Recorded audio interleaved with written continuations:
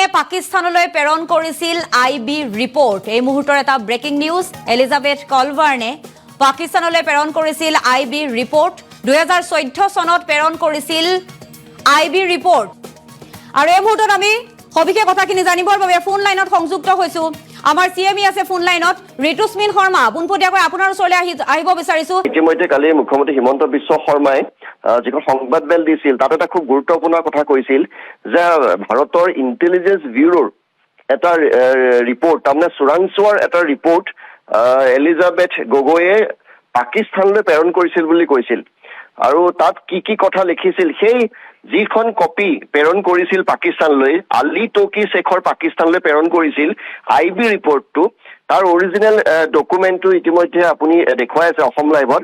তাত কেইটামান খুব চেঞ্চিটিভ কথা লিখিছে। এই কথাকেইটাৰ আচলতে উত্তৰ গৌৰৱ গগৈ হয়তো দিবলগীয়া হ'ব, কাৰণ তাত য'ত এলিজাবেথ কলবাৰ্গ গগৈ লিখিছে এটা ডাঙৰ কথা লিখিছে, the intelligence bureau declared a number of environmental organisation as a threat to national economic security. ভাৰতীয় চোৰাংচোৱাই কি তথ্য দিছে, ভাৰতীয় চোৰাংচোৱা ব্যৱস্থাই কি তথ্য দিছে, ভাৰতীয় চোৰাংচোৱা সন্থাসমূহে ভাৰত চৰকাৰক কি তথ্য দিছে, সেই তথ্যটো তেওঁ প্ৰেৰণ কৰিছিল পাকিস্তানলৈ। আৰু সেইটো এটা খুব চিভিয়াৰ ক্ৰাইম হয়, এটা চিভিয়াৰ ক্ৰাইম। এইটো সাংঘাতিক, এইটো মানে এটা অপৰাধ বুলি আমাৰ ইয়াত গণ্য কৰা হয়। আমি দেখিছো বহুত মানুহ এইটো গ্ৰেপ্তাৰ হৈছে। আৰু তাত তেওঁ কি লিখিছে, এইটো August 14ত লিখিছিলে যে in 2014 the intelligence bureau declared, অৰ্থাৎ ইণ্টেলিজেন্স ব্যুৰো এইটো কৈছে যে number of environmental organisation as a threat to national economic security. ভাৰতৰ ইকনমিক চিকিউৰিটিৰ প্ৰতি বহু এনভাইৰনমেণ্টেল অৰ্গেনাইজেশ্যন এটা বিপদ বুলি ভাৰতীয় চোৰাংচোৱাই তথ্য দিছে ভাৰত চৰকাৰক। আৰু সেই তথ্য তেওঁ পাকিস্তানলৈ প্ৰেৰণ কৰিছিল, সেই তথ্য তেওঁ পাকিস্তানলৈ প্ৰেৰণ কৰিছিল, সেই কথা উল্লেখ কৰিছে। দ্বিতীয়তে কৈছে, আৰু এটা কৈছে, কেৱল সেইটোৱে নহয়, ইণ্টেলিজেন্স ব্যুৰো আৰু কি তথ্য দিছে, organization as a threat to the national economic security and agents of foreign interest, including climate control, including climate control, Works Foundation, Greenpeace, and foreign funding these organization। এই সকলো তাৰমানে কি তথ্য দিছে, আপুনি এই বস্তুখিনি ভালদৰে যদি আমি দেখুৱাব পাৰিছো, স্ক্ৰীণত দেখুৱাম। 2014 চনৰ ভাৰতীয় ইণ্টেলিজেন্স ব্যুৰোই কি তথ্য দিছিলে ভাৰত চৰকাৰক, তাৰ সম্পূৰ্ণ এটা ডিক্ট কপি দি দিছে, য'ত স্পষ্টভাৱে কৈছে যে যিবিলাক এনভাইৰনমেণ্টেল অৰ্গেনাইজেশ্যন আছে, অৰ্থাৎ এই আলী তৌকি শেখৰ যিটো এনভাইৰনমেণ্টেল আছে, য'ত এলিজাবেথে কাম কৰি আছে, সেই এনভাইৰনমেণ্টেল অৰ্গেনাইজেশ্যনবিলাক ভাৰতৰ ইকনমিক চিকিউৰিটিৰ বাবে এটা থ্ৰেট বুলি দিছিলে। লগতে agents of foreign interest including climate works foundation, Greenpeace এটচেট্ৰাৰ foreign funding to the organization is being closely controlled। এই যে ফৰেইন ফাণ্ডিং আহে, পাকিস্তানৰ পৰা টকা আহে, NGO থ্ৰুৰে টকা আহে, এইটো ভাৰত চৰকাৰে খুব ক্ল'জলি, ভাৰতৰ আইবিয়ে খুব ক্ল'জলি মনিটৰ কৰি আছে বুলি এটা গোপন তথ্য পাকিস্তানলৈ দিছিলে।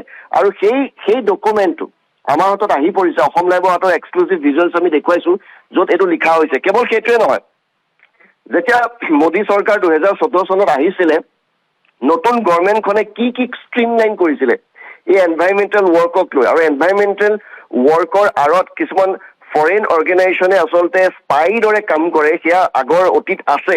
গতিকে ফৰেইন এনেধৰণৰ এনভাইৰনমেণ্টেল অৰ্গেনাইজেশ্যনবিলাকক খুব ক্ল'জলি মনিটৰ কৰিব লাগে।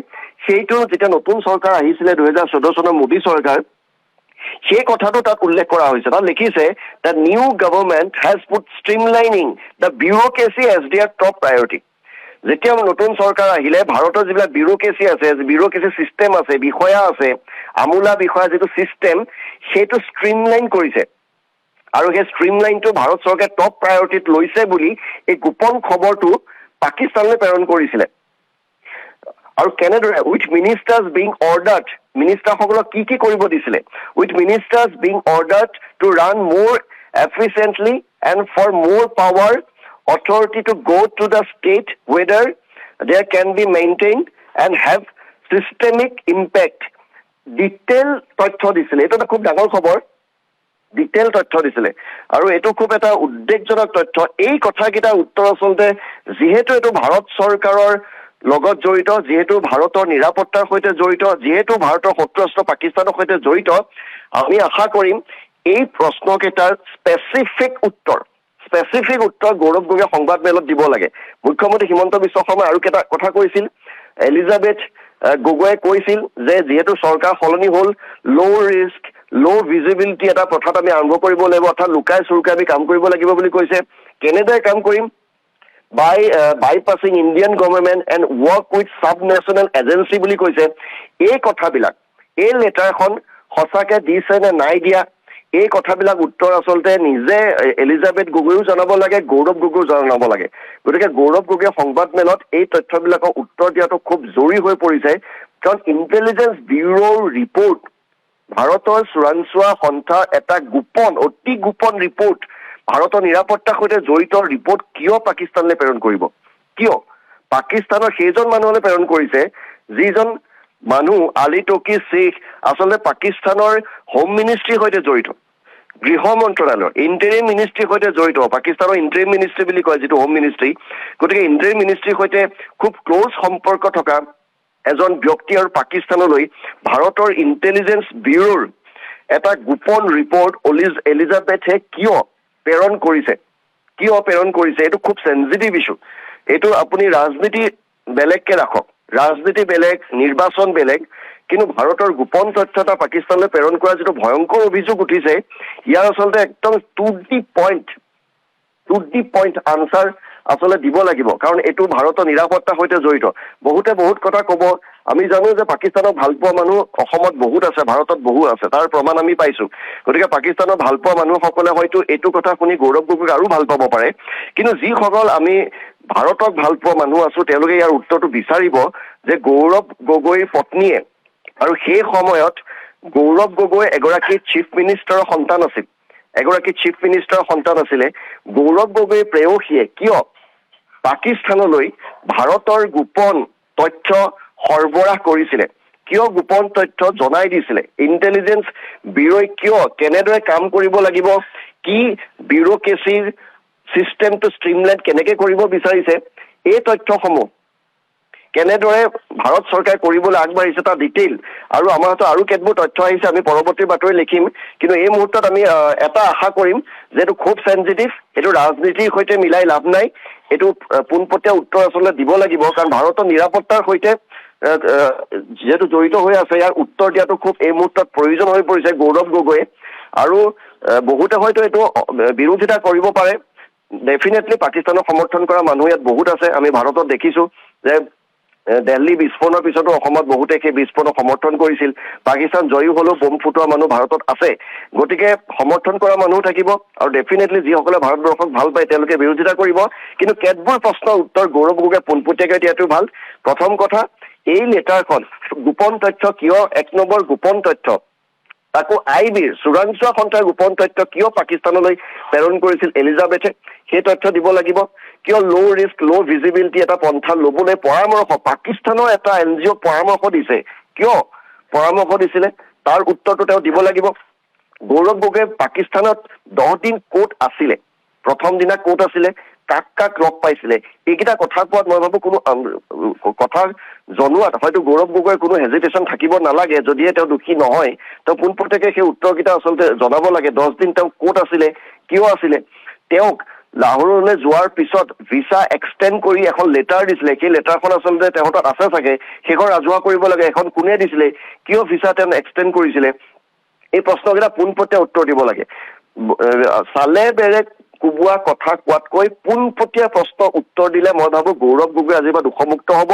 এই প্ৰশ্নকেইটা উত্তৰ যদি গৌৰৱ গগৈয়ে সংবাদমেলত আজি দি দিয়ে, আজিৰ পৰা হয়তো কোনো গৌৰৱ গগৈয়ে প্ৰশ্ন নকৰিব কিয় পাকিস্তানলৈ যোৱাৰ পিছত তেওঁ MP হৈছে, তাৰ পিছত সদনত তেওঁ কিয় ভাৰতৰ ইউৰেনিয়ামৰ তথ্য জানিব বিচাৰিছিল, ভাৰতীয় নিউক্লিয়াৰ প্লান্টৰ তথ্য জানিব বিচাৰিছিল, ৱেষ্টাৰ্ণ ফ্ৰণ্টৰ নেভি পাৱাৰৰ কথা কিয় তেওঁ জানিব বিচাৰিছিল, যিসমূহ তথ্যই পাকিস্তানক সহায় কৰিব পাৰে সেই ধৰণৰ প্ৰশ্ন সংসদত তেওঁ কিয় উত্থাপন কৰিছিল, এইকেইটা পোনপটীয়া উত্তৰ আচলতে দিব লাগে।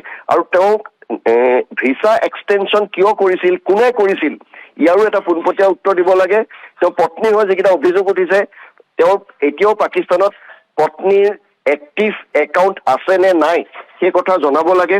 তেওঁৰ ইলেকশ্যন এফিডেভিটত পত্নীৰ যে আৰু এটা একাউণ্ট আছে সেইটো উল্লেখ কৰিছিল নে নাই কৰা আমি গমেই পাওঁ তেওঁ নাই কৰা যদি নাই কৰা তেওঁ কিয় কৰা নাছিল সেই কথাটো তেওঁ জনাব লাগে এই তথ্যকেইটা আমি খুব আশাৰে বিচাৰিছো কাৰণ এইটো কোনো সাংবাদিকৰ প্ৰশ্ন নহয় এয়া কোনো বিজেপিৰ প্ৰশ্ন নহয় এয়া কোনো বিৰোধীৰ প্ৰশ্ন নহয় এয়া কোনো কংগ্ৰেছৰ প্ৰশ্ন নহয় এয়া দেশৰ নিৰাপত্তাৰ সৈতে জড়িত প্ৰশ্ন এই প্ৰশ্নকেইটা উত্তৰ আচলতে তেওঁ এৰাই চলাটো এটা অপৰাধ বুলি আমি ভাবো সংবাদ মেলত এটাকৈ মই পাকিস্তানৰ প্ৰথম দিনা ক'ত আছিলো ছেকেণ্ড ডে ক'ত আছিলো থাৰ্ড ডে ক'ত আছিলো ফ'ৰ্থ ডে ক'ত আছিলো ফিফ্থ ডে ক'ত আছিলো ছিক্স ডে ক'ত আছিলো 7 ডে ক'ত আছিলো 8 ডে ক'ত আছিলো 9 ডে ক'ত আছিলো 10 ডে ক'ত আছিলো কাৰণ সেই সময়ত মুখ্যমন্ত্ৰীয়ে কৈছে তেওঁ পত্নী তাত নাছিলে তেওঁ কাক লগ কৰিছিল ক'ত গৈছিল আমি জানো যে ইছলামাবাদত গৈছে তাত ISI হেডকোৱাৰ্টাৰ আছে ISI মানে আমাৰ ভাৰতৰ কিমান শত্ৰু আমি জানো কাক লগ কৰিছিলে ক'ত গৈছিলে ইয়াৰ তথ্যখিনি তেওঁ দিব লাগে কিয় তেওঁ সেই সময় তাৰ আগতো তেওঁ ফেচবুকত এক্টিভ আছিল সামাজিক মাধ্যমত সেই 10 দিন ইনএক্টিভ তাৰপিছত পুনৰ এক্টিভ হ'ল পাকিস্তানত যোৱা ফটো তেওঁ কিয় দিয়া নাছিলে এই তথ্যসমূহ আমি খুব আশাৰে ৰৈ আছো পুনৰবাৰ কৈছো যিমানেই সমালোচনা নকৰক কিয় নিৰাপত্তা জড়িত বিষয়ত যেটা ভাৰতৰ জড়িত ইয়াৰ লগত কম্প্ৰমাইজ হোৱা উচিত নহয় গৌৰৱ গগৈ তেওঁ এজন ডেপুটি লিডাৰ তেওঁ অসমৰ সভাপতি তেওঁ অসমৰ ভাবি মুখ্যমন্ত্ৰী গতিকে ইয়াৰ প্ৰশ্নকেইটাৰ উত্তৰ খুব সেনজিটিভভাৱে তেওঁ খুব দায়িত্ব সহকাৰে এটা পইণ্ট নম্বৰ 1 প্ৰশ্ন নম্বৰ 1 উত্তৰ 1 প্ৰশ্ন নম্বৰ 2 উত্তৰ 1 প্ৰশ্ন নম্বৰ 3 উত্তৰ 3